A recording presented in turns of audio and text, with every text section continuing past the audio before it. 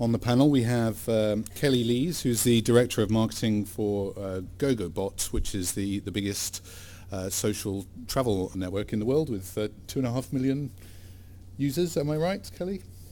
Oh, more now. Yeah. Last time I looked, anyway. 2001, yeah. Kelly has a long track record of working with some of the world's biggest brands, previously working for AOL, Microsoft, also Nike and Viacom, but now working in the world of the travel startup. So, and she's going to share some of the experiences of GoGoBot in the mobile world and how that differs from the desktop world. And joining us also on the panel, we have Kevin May, who's the editor of tnews.com, which, if anyone's interested in travel technology, should be looking at that, because it's a news update site, loads of great content on there, videos, webinars, loads of really interesting debate with people in the industry as well. So he's a great person to be talking about mobile trends. I just wanted to ask people who uses printed travel guidebooks these days. Anyone put up their hands? It's fewer than it used to be, that's for sure. The problem is that once a travel guidebook is printed, that's it, isn't it? The information in it is out of date the instant that it's printed. And what's happening is that the travel guidebook, as much as we like them, they're in decline. Since 2005, there are now 40% fewer travel guidebooks published. And then just as sort of a taster of that, the best-selling travel guidebook in 2005 sold more than 21,000 copies. Last year, it was just over 10,000. The travel guidebook is definitely in decline. And what's taking over from that? Well, I think we can all see it's the mobile, or the smartphone in particular.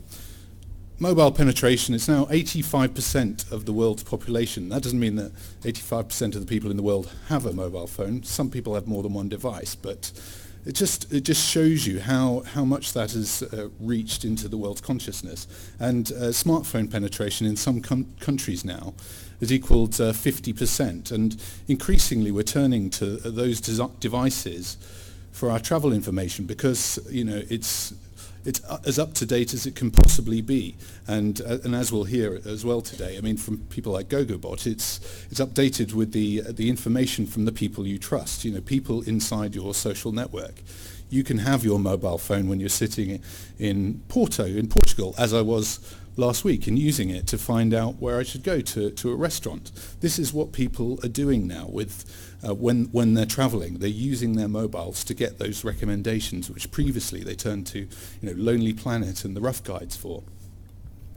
I don't know if we can just perhaps turn to Kelly first of all, just to talk something about the GoGoBot experience and what you are, and your experiences, particularly with relevance to mobile. You can either come up here or sit down. Can I sit here? Is Yeah, that okay? perfect. I don't want to leave Kevin lonely here at the table. So thank you very much. I appreciate it. I think you sort of summarized GoGoBot quite well. And I guess I can speak, sort of specifically about GoGoBot and, just sort of more broadly about some of the trends that we see in just more mobile and multi-platform devices and that kind of thing. I think there are kind of, just sort of starting on your topic of travel guides, when I was getting out of university, a couple of years ago, there was a series of travel guides called Let's Go. I know it was quite popular in the United States. I don't know if it sort of made it across the shores. And what was really great about it is that, Princeton University, basically a couple of students from Princeton University started this, and because they got all their other friends that were backpacking to go and write about their tips and the places they went. And so it was all from a university student backpacker's perspective of the places to go, the cool places to hang out, that sort of thing. And so, you kind of fast forward today, and a university student of today doesn't need to, go and write that and print that in a guide. I mean, that's something that they're sort of capturing along the way. And so I think that kind of idea of just the content is the same. I mean, whether it's printed in a travel guide, it's just a change of media. And the depth of content or the type of content that people want depends on that person and what they're looking for. And so it might be something that they're looking for information from friends. It might be that they still want to get that advice of the expert. So so I think the point that I'm trying to make is that we sort of hold mobile out there as what's happening with mobile and travel. And I guess one of the big takeaways that I would ask everybody to have here, and as we kind of look at it as GoGoBot, is that this is just another platform, right? And what we kind of look at GoGoBot is thinking about the consumer, where they are and what they need at the time, and what's the form factor that they're using at that point in time. So just because somebody's traveling doesn't mean that they're necessarily doing everything on their mobile phone. And similarly, just because somebody is planning a trip, it doesn't necessarily mean that they're going to be sitting at a desktop doing it. I mean, in fact, 50%, around 50 to 55% of most mobile app activity, broadly, not just us, happens in front of a television. So, there are things that sort of are activities that people are doing on different devices, and you can't just assume that these people are doing them, that travel means that they're going to be using a phone. It could be a tablet and that sort of thing. So I think for us, we look at the traveler, what the traveler is looking for, what they need, and when they need it, and where they need it, and what are the form factors that they have. When we launched our first mobile app last year, it was actually November of last year, we didn't have the feature of being able to create trip plans or do booking. So on GoGoBot, you can explore, the recommendations of people that you know and other people that are on the network. You can write reviews, and you can create trip plans, and you can book, and you can book your hotels, and then you can also share guides and travel guides and visuals afterwards. When we looked at creating our mobile app, we were thinking, well, probably the most thing people are going to be doing is sharing. They're going to be sharing and probably exploring. So, when they're on the road and they arrive in Paris, they're going to want to be able to see where are the places that my friends have recommended, or where are the other places or the experts that are on the GoGoBot network, what are the things they've recommended, and they're going to want that local information, like the map or the directions, or to be able to call directly. So those are the things that we put as a feature set. We immediately, from our core users, got feedback that, hey, what's up? There's no trip planning on here. That's what we want to be able to create a trip plan. We thought, well, that's kind of strange, because we didn't imagine that people would actually be sitting here, putting together an itinerary, choosing hotels, and that kind of thing. So in January of this year, we did the next version of our app, and we included trip plans. And within 5 days, we saw a 5 times increase in the number of trip plans being created, and most of those trip plans were coming from the mobile app. So in actual fact, it's really important, I think, to think about, again, letting the consumer lead you and give you some guidance in terms of what are the things that they're wanting to do, and don't just assume that consumers aren't going to want to do transactions using their phones. I think the other thing, too, to think about is when we talk about mobile, is that there are mobile apps, which are called native apps, and I don't mean to sound pedantic, but some people in the room might not know kind of a lot about the mobile technology, but there are the apps, that you download at the store, and there's also creating a mobile website. So those are kind of the two decisions that somebody needs to think through, which is that, is this an app, something that I want people to download, or is it something that I want to just reconfigure my website so that anytime people are accessing it on a mobile device, whether it's iOS or it's Android or an iPad, is that something that I want to put some technology behind? So I think those are the things that we kind of look across platform and make sure that whether they're on the web or whether they've downloaded the app, they can utilize it in a way that works for them in the environment in which they need to use any of those services. Hi. Follow that. Okay. Okay. So I'm not going to talk about GoGoBot, obviously. I mean, to be a little bit more conceptual about mobile and travel. I mean, hands up, who's been to a conference in the last 5 years where they've heard this is the year of the mobile? Yeah. So 2/3 of the room. So. the year of the mobile was actually probably 2 or 3 years ago. I think what's happening now is this kind of, I don't like to use the word perfect storm, especially after last week's events in the US, but there is this kind of confluence of things now taking place. It's all revolved around this idea of the always connected traveller.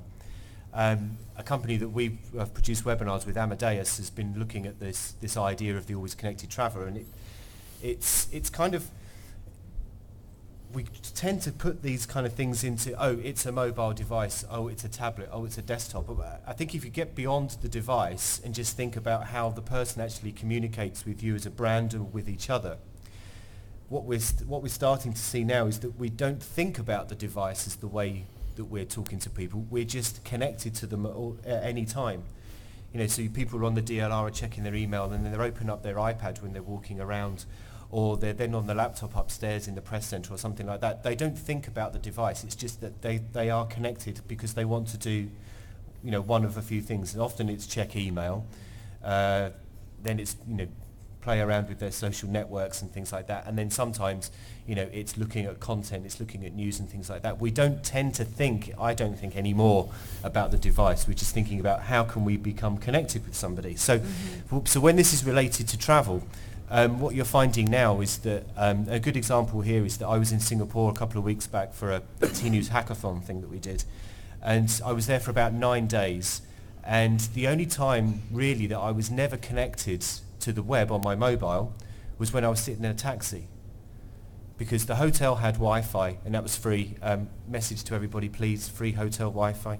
The hotel Wi-Fi was free.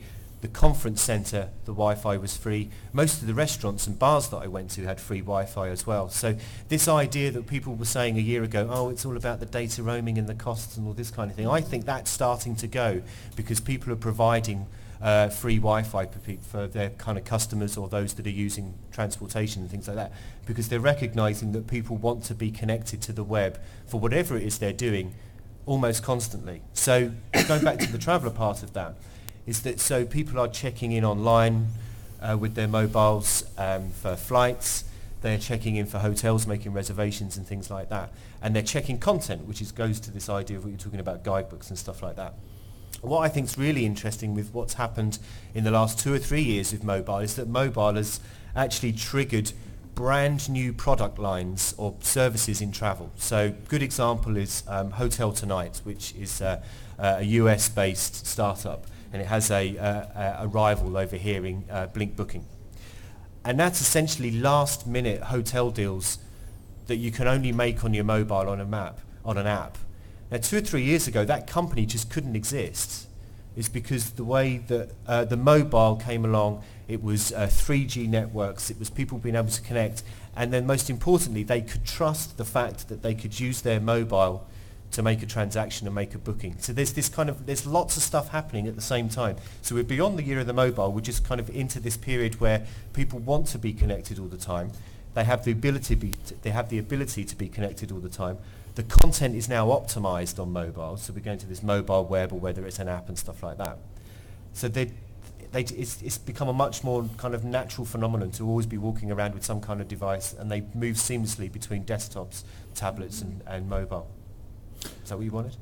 Yeah, and looking to the future, I mean, if you're a travel company now, I mean, how do you go ahead with your strategy? Where do you look? Do you look at apps? Do you look at the mobile web or somewhere in between those two? So this is a great question that always comes up and has come up continually over the last few years about, should I build an app first or a mobile web first? I think the general consensus of opinion is if your website is not mobile enabled for all devices or all the major devices, then you really need to kind of get moving on that, have some kind of mobile enabled website.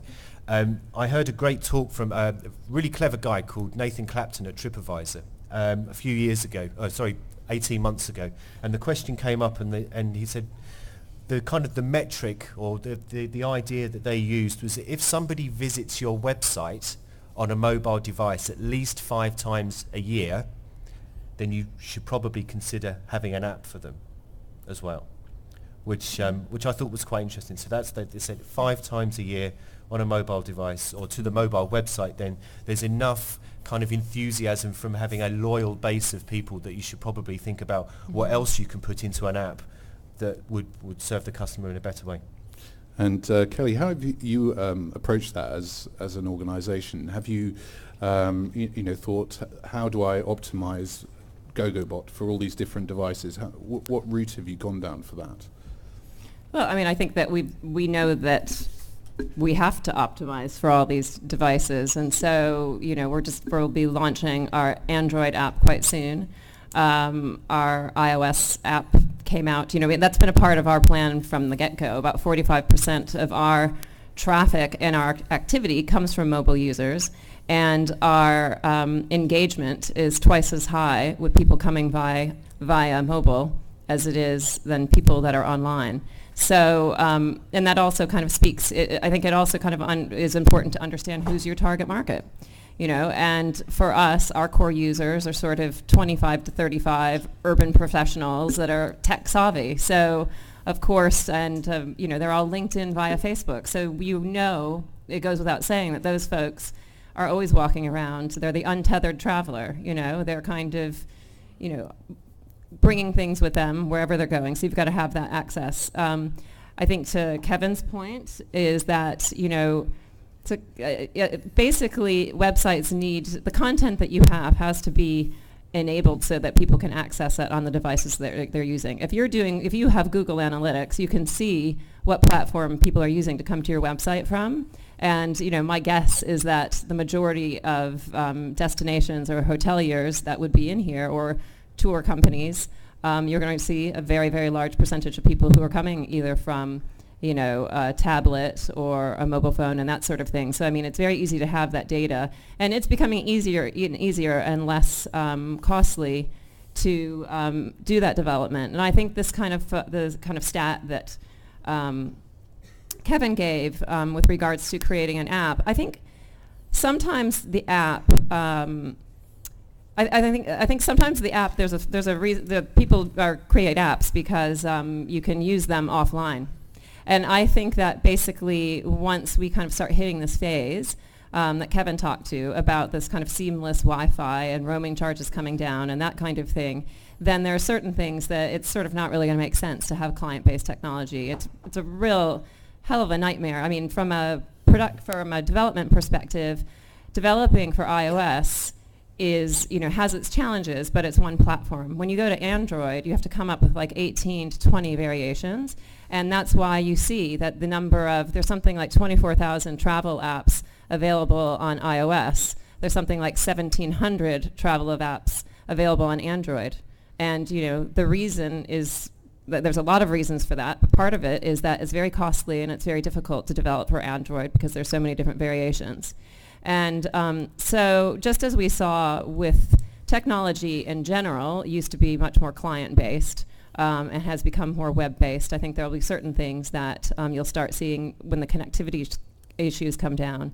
That's important. One statistic that I saw recently was there was a study on 200,000 apps amongst sort of 500,000 users of those apps, and they kind of put it on a grid by category of the frequency of use and the retention of those users. And the thing that was really kind of interesting is that, something like a dating website or music websites have very high frequency of use, right? And so people are using those things every day. And one of the questions that people always say about, say, a travel site or travel apps is people aren't traveling all the time. So, what's the point of having this travel app because it's going to be low frequency of use and it just seems kind of a waste.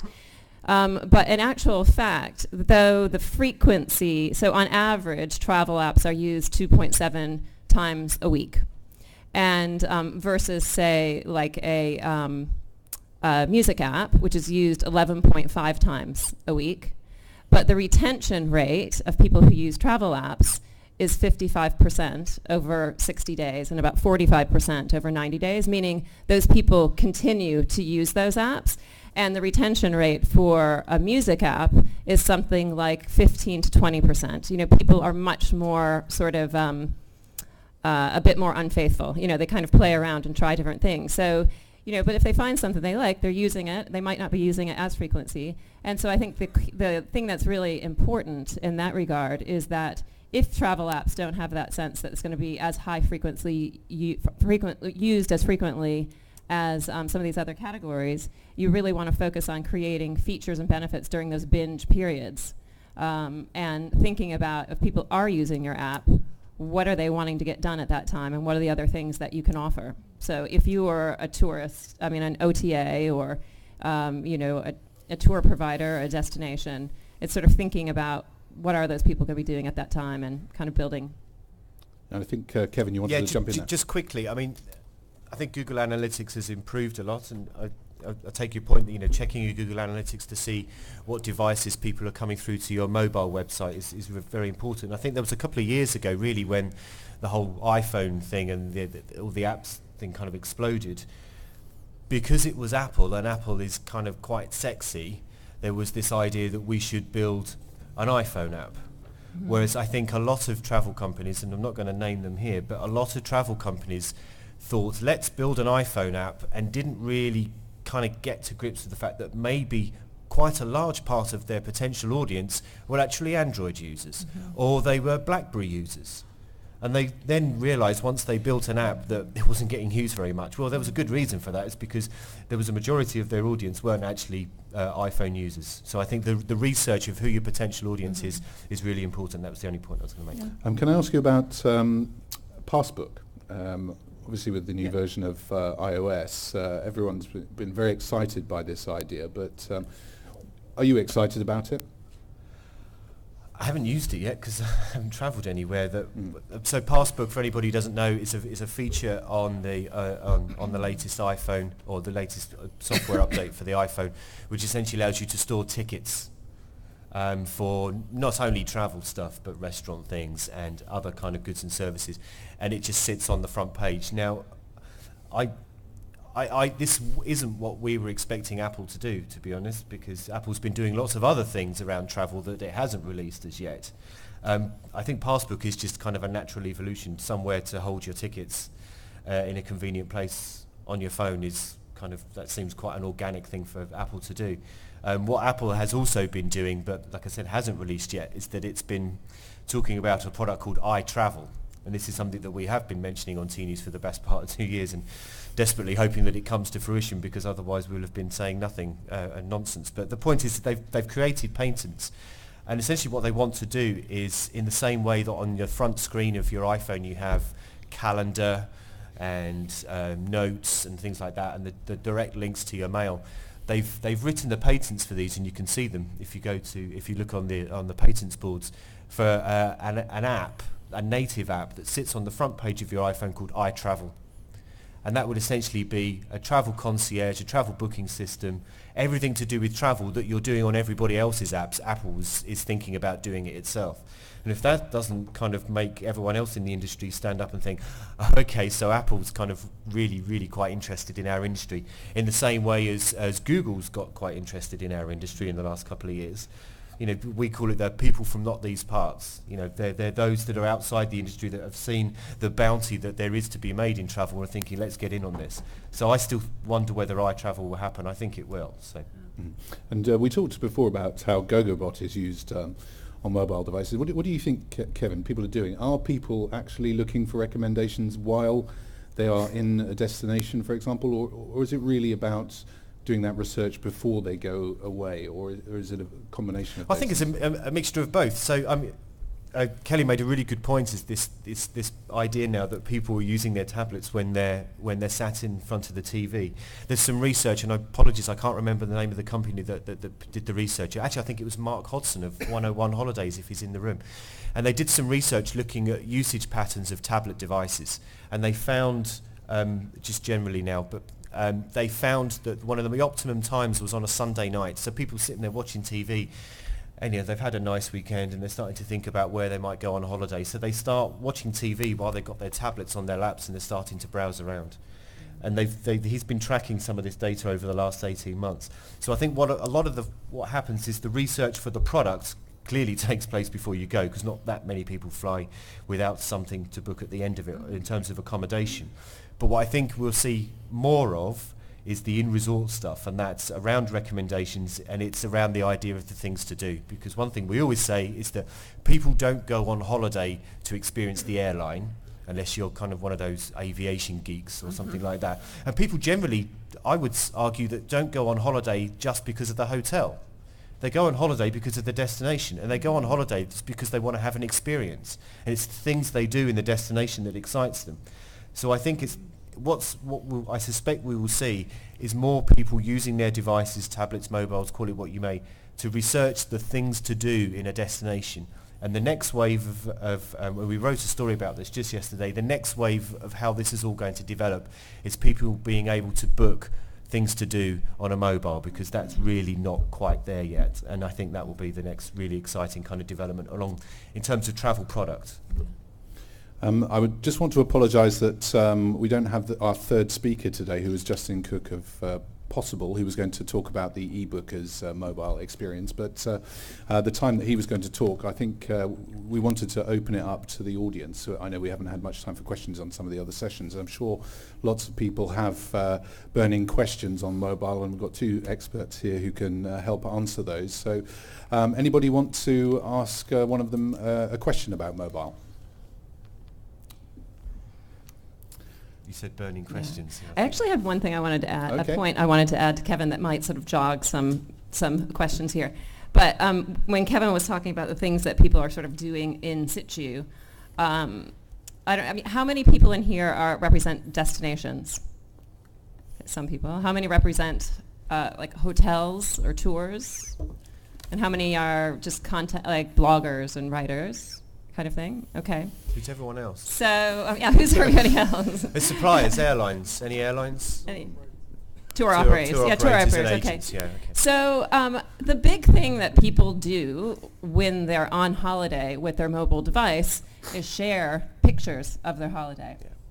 And they share their views. You know, they post things on Facebook and say, "Oh my God, this place is awesome," or "Oh my God, this is the most amazing food I've ever had." And you know, they kind of share more than you would like. You know, this whole idea that they're gloating and that kind of thing. And I think that is something that if I were, say, you know, a destination or a tour operator or a hotel, is I would think about that. I would think about how do I kind of engage so that, frankly, these people are promoting me to their network. Now, okay, I'm not going to go in heavy-handed about GoGoBot, but just, but what I would say is that, you know, I could see if I were a hotel running some sort of promotion that says, hey, you know, if you post a picture of this hotel on Twitter, you know, we're going to enter you into a sweepstakes, or just something like that. It doesn't mean, you know, when we talk about mobile, somebody was interviewing me the other day and said, you know, what are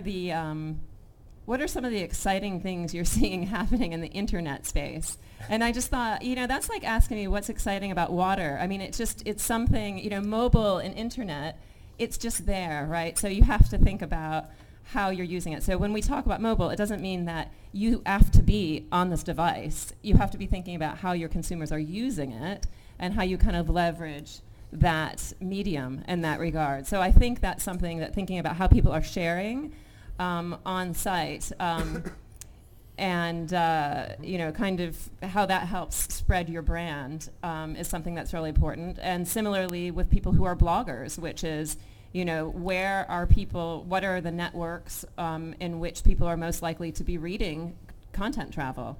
And you know, what are the tools and technologies that you can use when you are in situ so that you can properly document that and share that and build an appropriate network?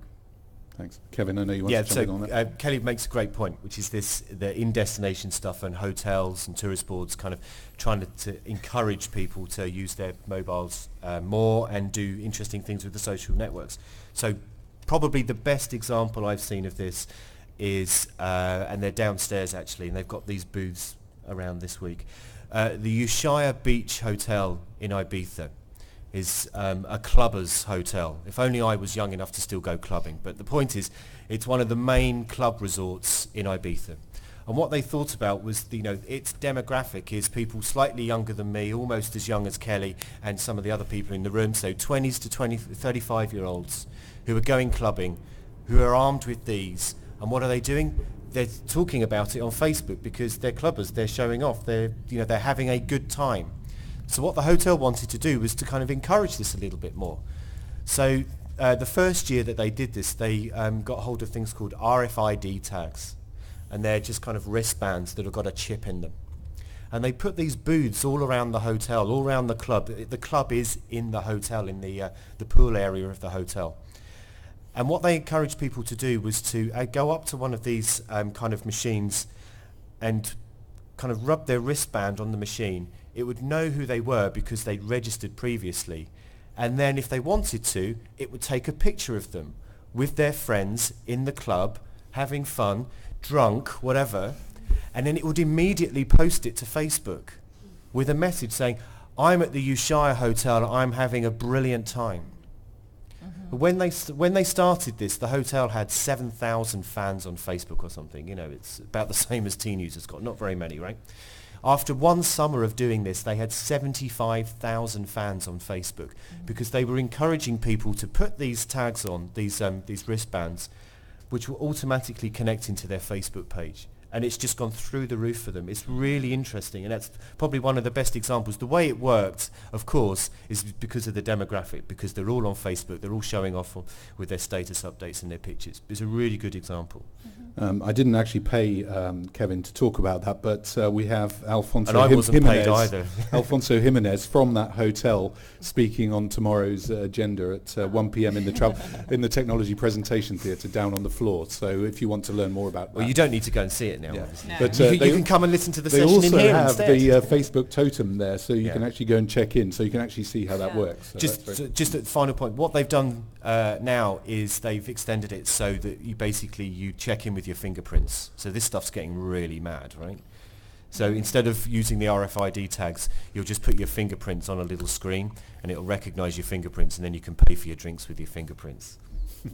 That's going to be fun at 4 o'clock in the morning when you're just stumbling onto the bar. There's my fingerprints. I'll have another 10 margaritas, right? Yeah. Thank you for that. Do we have any more questions any questions from the floor that we can put to them? Could you just say who you are, please?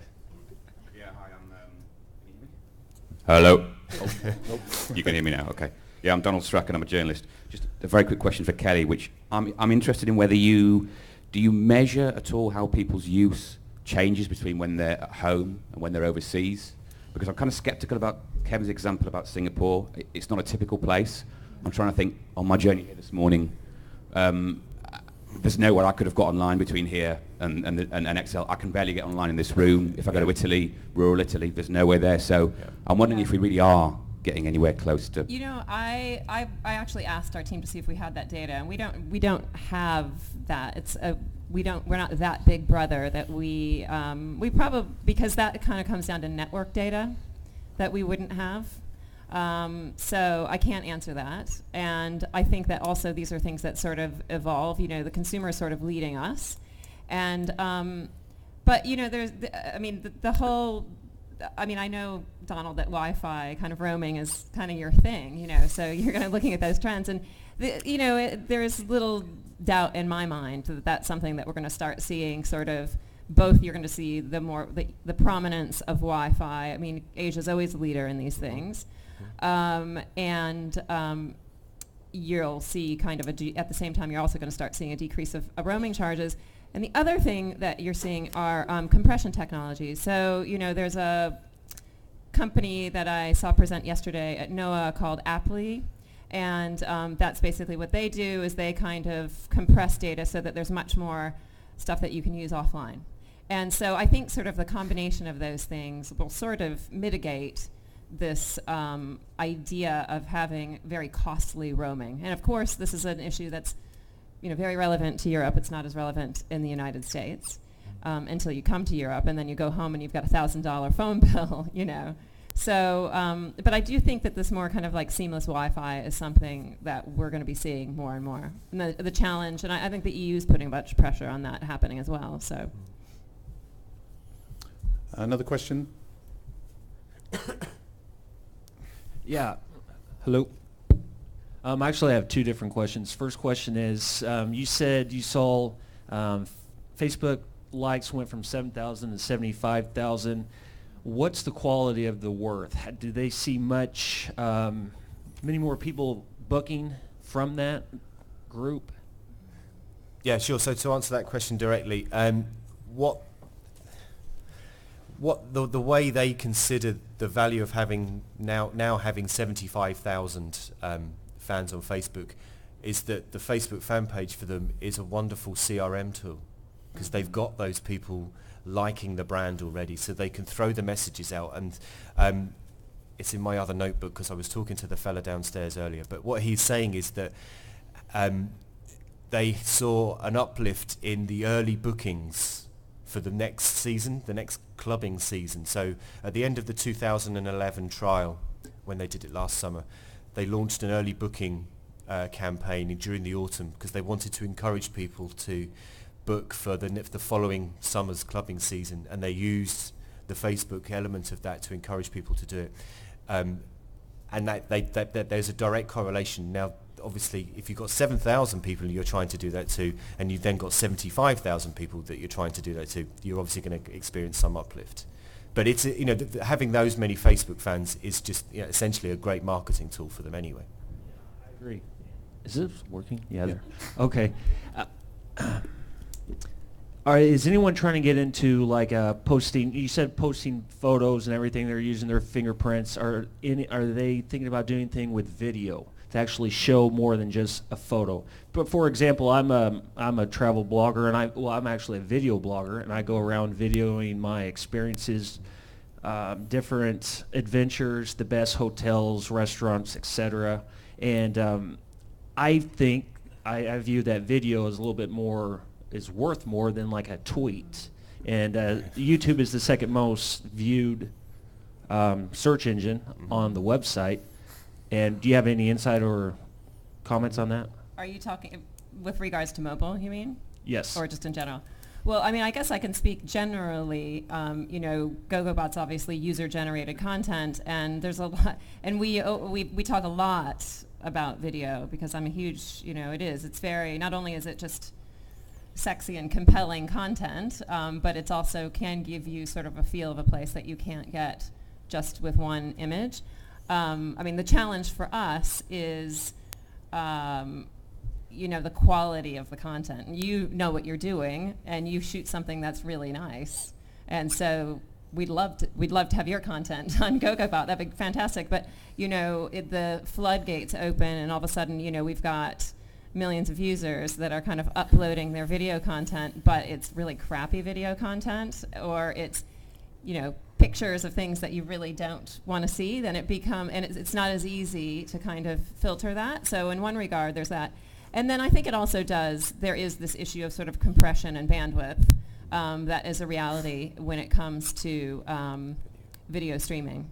And so that's certainly, and you can kind of let YouTube and Vimeo and even Facebook take the lead on that, insofar as they'll probably be the first ones to break ground on developing technologies that will have really great flash compression so that you're not going to need high bandwidth for streaming that video. And that would be something that we'd probably embrace in that regard. Okay, thank you. Great. Well, I think that's all we have time for, because I know we've got to move on to the next session. So could I have a big round of applause for my two